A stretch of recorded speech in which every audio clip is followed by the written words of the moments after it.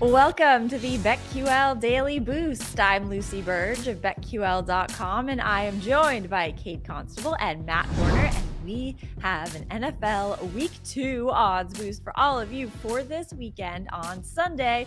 And the Lions game on Amon-Ra St. Brown to have over 79.5 receiving yards and a touchdown on Sunday, boosted to plus 250 at Caesars. What do we think of this boost?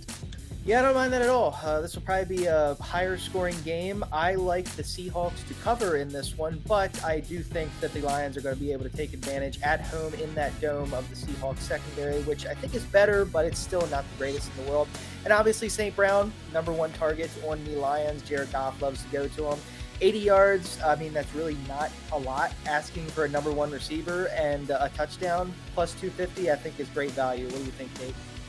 Yeah, I love it. I mean, if you look at what the Seahawks gave up last week in terms of receiving yards, the Rams threw for 334. So if the Lions do anything like that, St. Brown's probably going to get quite a few touches. Also, the past two times these teams have played, I mean, the total is like out of control. It was 48-45 last year and 51-29 the year before. So if that continues, I know these rosters are quite different from, 2021. But if that trend continues at all, we're going to see quite a bit of offense, and a lot of that's going to go to St. Brown. So, yeah, receiving yards and touchdowns shouldn't be a problem. Yeah, geez, wow, I did not realize those totals were so high. That's incredible. So get in on this. It's crazy. Plus 250 at Caesars. Hop on that and get up to $1,000 in bonus bets on your first wager at BetMGM by entering code Lucy1000 when you sign up for a new BetMGM account now. Head to BetQL.com. Get your free 3-day trial today. Check out our exclusive sportsbook offers there as well, and our picks on the app, on the BetQL app. Download that and update it if you have not. Please remember to do that and check out all of the picks we'll be adding in their now new feature. So check that out and follow us on Twitter at Kate Constable, at @sharp_side_, and at Lucille Burge. We have our favorite bets for today, for this weekend, for this week in football, college football, NFL. I'm going with college football. I'm going with Colorado, minus 23.5 against Colorado State. I know, Matt, I know this could be a trap. This could be a mistake.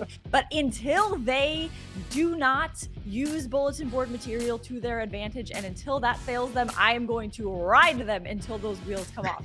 Colorado State just lost to Washington State, 50-24, and Colorado is off to their flaming hot start with their 2-0 record after their 36-14 win over Nebraska. I see Colorado, especially after the statements that the Colorado State coach made about Deion Sanders, which really weren't that bad, but Deion Sanders, of course, is going to take, it's a shot at him, so he's going to take that and he's going to use it, and he has, and he did a video of himself using it. And so I think that everything's content, and I think that approach is going to work to their advantage.